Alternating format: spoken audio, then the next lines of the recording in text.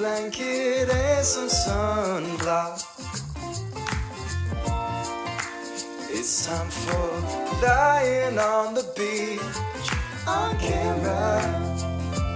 Lois and Steve. And welcome to another edition of Lying on the Beach on Camera. I'm Steve Greenberg with Lois Whitman-Hess. And our engineer is David Nieves. And our extra special guest today is Jefferson Graham, who's joining us on his last day of work at USA Today, which is unbelievable. So I'm going to give him I've read his column for years, and I can't believe we get to talk to him on his last day of work. If you don't know what he does, he writes an amazing tech column, or did write an amazing tech column for USA Today, but he's also a photographer, podcaster, video maker, and a longtime jazz guitarist, as his background reveals. He's also the author of 9 books, including one on infomercial gadget king Ron Popeil, who's Ron Popeil, who I love, and also TV legend Aaron Spelling. Please welcome Jefferson Graham, who has, in my opinion, one of the coolest names in journalism. Jefferson Graham, great name. Jeff, thank you for joining us. So last day at USA Today, is mixed feelings, happy to leave, sad you're leaving. Tell me a little bit, just give us a little bit of how it feels on this last day. I don't think I'll really know until tomorrow. It's odd. I did my last column was on Saturday, and I got accolades after accolades. I went from being a solid reporter to a legend overnight. It was amazing. So I would definitely recommend to anybody who's thinking of quitting, definitely quit, because it can change your life. I don't know how I'm going to feel financially, but it's a pretty cool feeling. I'll miss what I do. I've been doing it for so long that it's going to be kind of odd. So that's why I don't know. I mean, I'm not leaving because I hate them and I take this job and shove it and I can't wait for all the end. They just made an offer that was too good to refuse. So that's why I'm doing it now. And I'm going to be blogging, and I'm going to be making videos, and I'm going to be taking lots of photos. So I'm really excited about the next act as well. But it is kind of weird. I will say that. It's definitely their loss. I mean, I think your name carries a lot of weight with it. Do they recognize that these names, Ed's and your name, that not having those names kind of gives them less credibility, or does that not mean anything in today's world? This is the way things go. Bill Carter was at the New York Times, and I don't think anybody was as good as he was for covering TV. He was a legend, and they had a buyout, and he left. And, the New York Times is still great. And everything goes on. Howard Rosenberg was the Pulitzer Prize winning TV critic at the LA Times. He left, and Mary McNamara came in and she won a Pulitzer. So the institutions go on, and we come in and serve while we're there, and they will outlast us all. So Jefferson, one of the reasons why I was so attracted to have you on today, even though Steve has a lot of questions to ask you about you and the industry and CES and how you feel about this and that. But I think compared to a lot of people, you are exiting a long-time job with so many things to do that you're going to find your days. I think the transition for you is going to be terrific, because you're going to find your days filled with everything you want to do. And all of a sudden, you're going to say to yourself, oh my God, this feels so good. I'm in control. I could do it. I don't have to do it. I could make money. I could go out and get other stuff, or I could relax, or I could play the guitar, and I could do whatever I want. And you will be making money because people will come to you with stuff.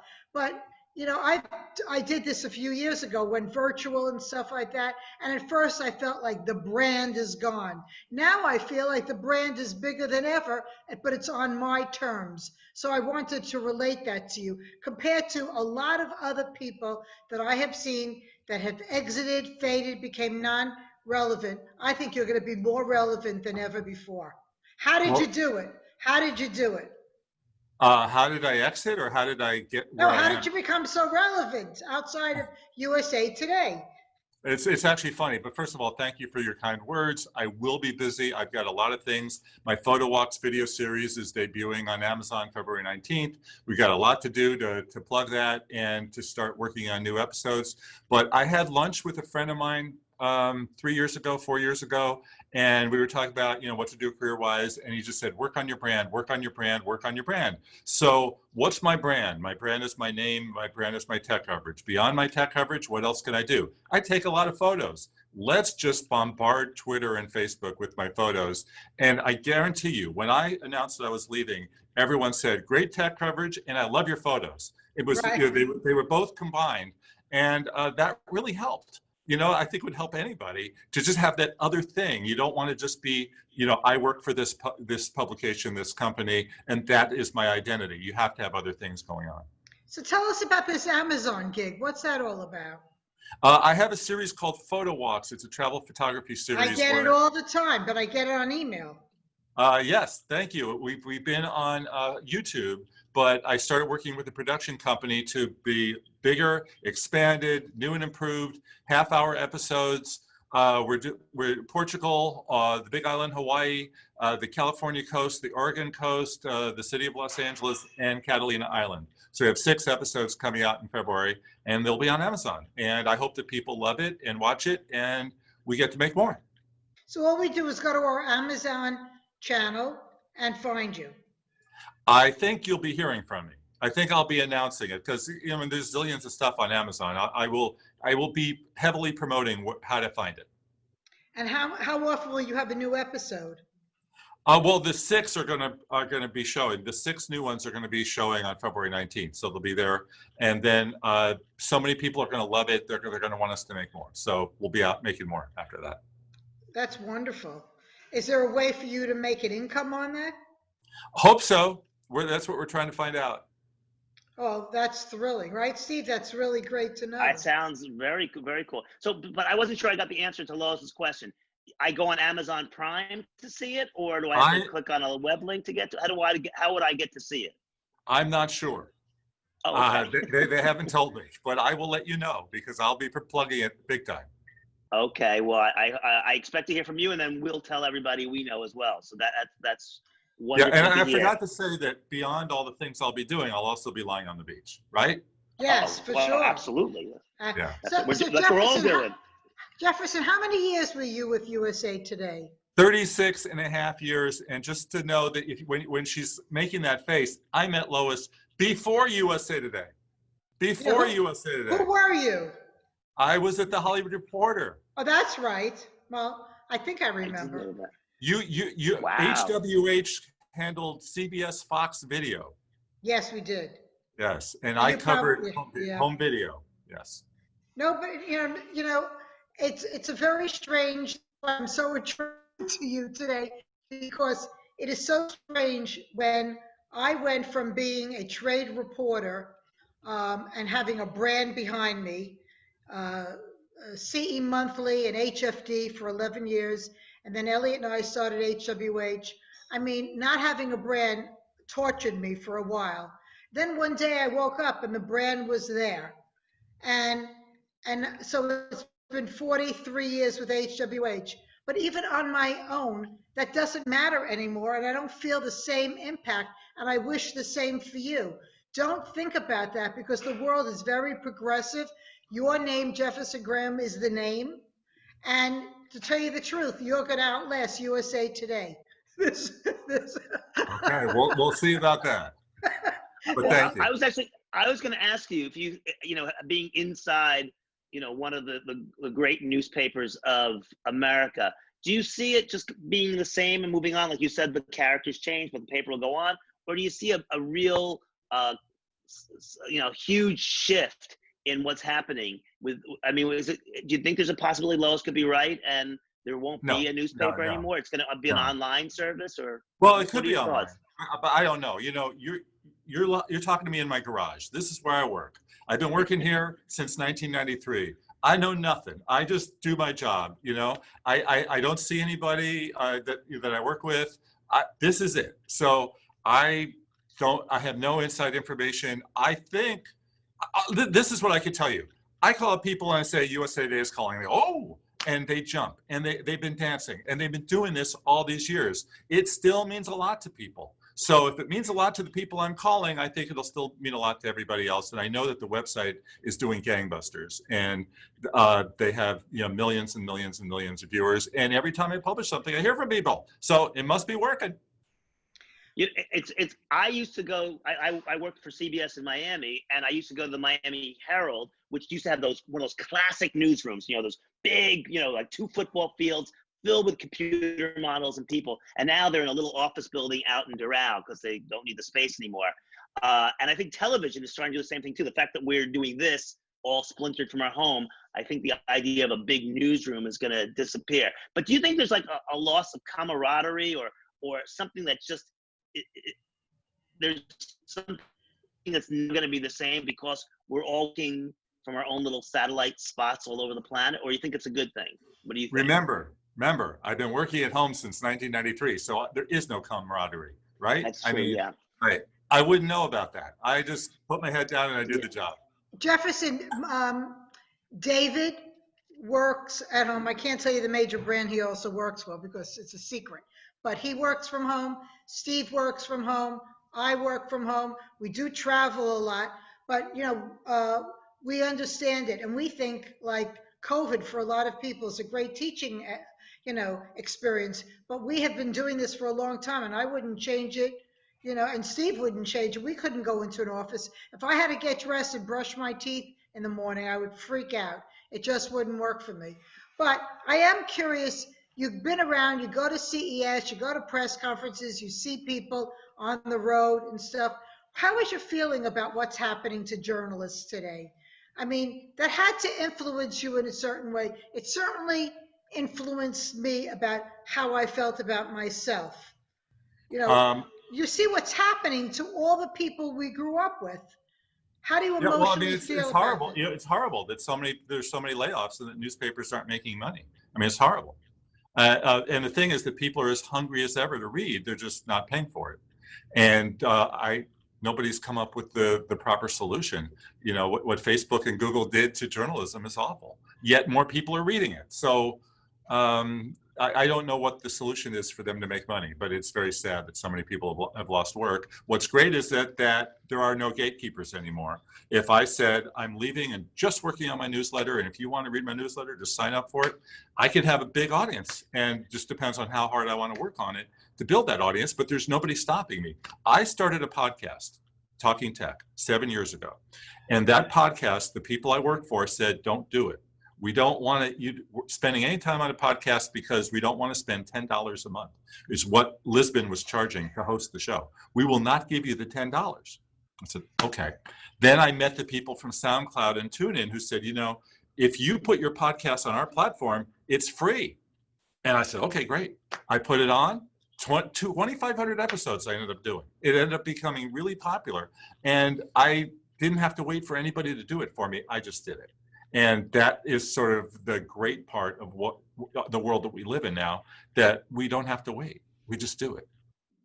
So do you have like any word for a lot of the men and women that were journalists with you, and when I was a journalist, that have not made that transition? You meet a lot of them.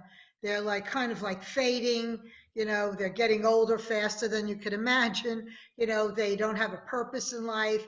They can't get a new gig. Well, we know how you kept yourself relevant, so there's no question there, but what intellectual thing or emotional thing can you tell some of the people we know without mentioning their names? Blog, post, and do it a lot. Just promote the living daylights out of yourself. Don't blog once a month, blog every day. Or several times a day, right? Yeah, or several times a day. And don't be worried about, this person's going to be upset. They don't want to read your stuff. If they don't want to read it, they don't have to read it. Just get out there and do it. Do you still plan to go to press conferences and go to CES? How are you going to handle your future? Well, first of all, CES is on the computer, right? And I will be definitely watching as an interested observer. I don't think a lot of the press conferences are going to come back. Do you think that Apple is going to do those $1 million events again when they don't have to? Why? We want to ask you, yeah. Why? Why do it? Why spend the money? They sold more phones this year than they did the year before. They did the press conference the year before. They didn't do it this year. Everything is controlled. They don't even have to go live. They shoot it 10 times until they get it right. And I don't see those days coming back. I do think there will be get-togethers. I think people want to be in person, and they will have them. 175,000 people at CES in 2022. I'm still uncomfortable with that. I don't see it. And I don't know, I can't wait to see what the folks do at this CES next week. I think it's going to be tough for them, but I'll be watching. So, and just to follow up with what you were saying, so your prediction is that CES will never be the same after this, or do you think it will try to go back to being what it was in 2 years ago? It will not be what it was 2 years ago. And it may take a long time to get to even 75,000 people, I think. It's going to be it had gotten too big anyway. It had gotten overwhelming. They're going to have to pare it down. And they can't have a place with 175,000 people crowding around and all on top of each other. I wouldn't want to be in that room. Do you think if you went for like about a year and nobody caught anything from each other and everybody was well and the world was slowly coming back, would you go to Vegas for a CES? Depends on how it was presented.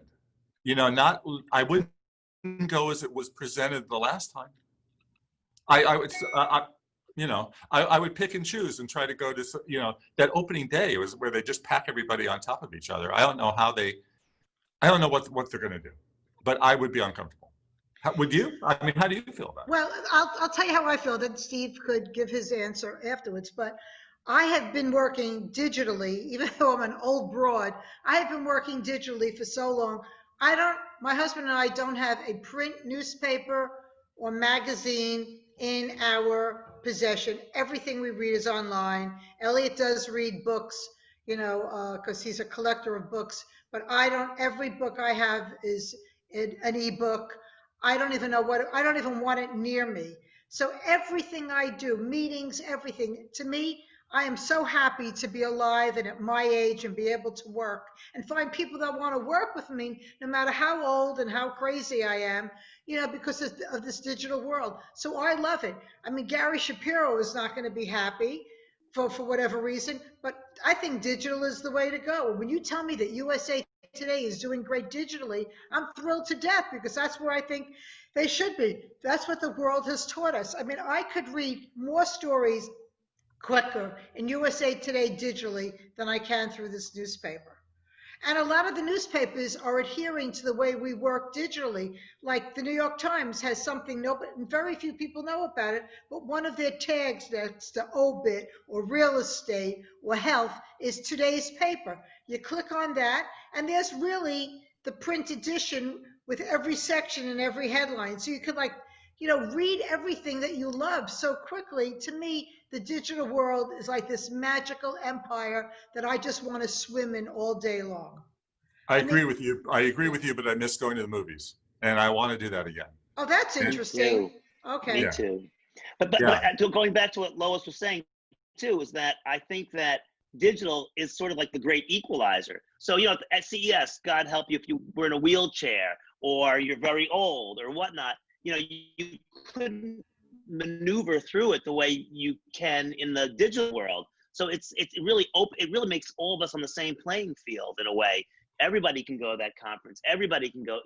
I think on those levels, digital is so great for all people, especially older people who, physically might have trouble covering as many news conferences or whatnot. You can do it all from your home. So I think I see it as a nirvana, not a penalty. Yeah, or there's a funeral on the other side of the country, and I can't get away, but now I can.